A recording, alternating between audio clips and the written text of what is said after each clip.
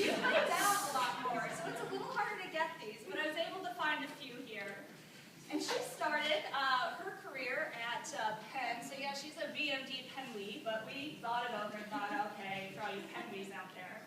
And after that, I like to think she went to the real world for about 5 years, and I like to think she was kind of, you know, relaxing by the beach in North Carolina, her favorite place, but I'm sure she really was working hard in private practice. She always had intentions of trying to do a residency after that. She was a real glutton for punishment then, and instead of just applying for a residency, she thought, I'm going to go back and do an internship.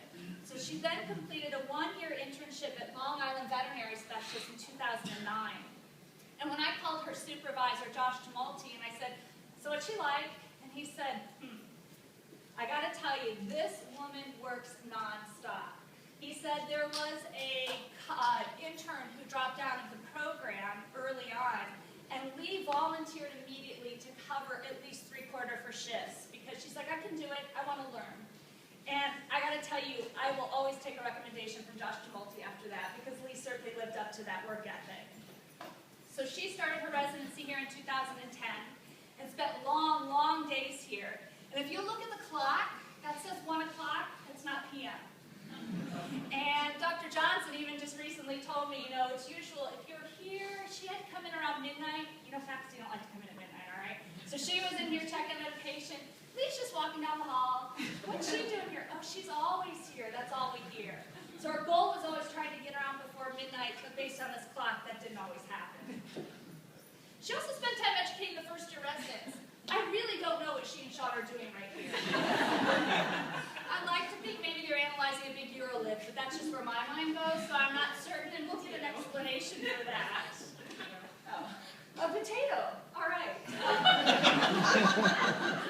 I'm sticking with the scientific part.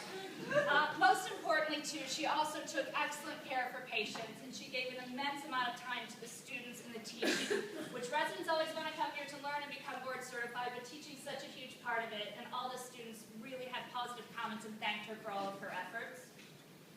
She also delved into research quite a bit, and I couldn't be more thrilled they both did urinary projects. So, you know, this one she published in Journal of Veterinary Diagnostic Investigation, which is the evaluation of culture techniques and bacterial cultures from uroliths, and had an abstract to it at the UCBIM forum.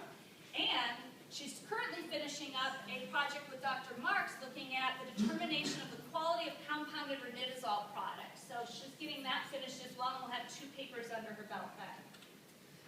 So we also will miss Leigh quite a bit, and we wish her the best of luck. And she's venturing back east and going into a private specialty practice. So we will certainly wait for the next resident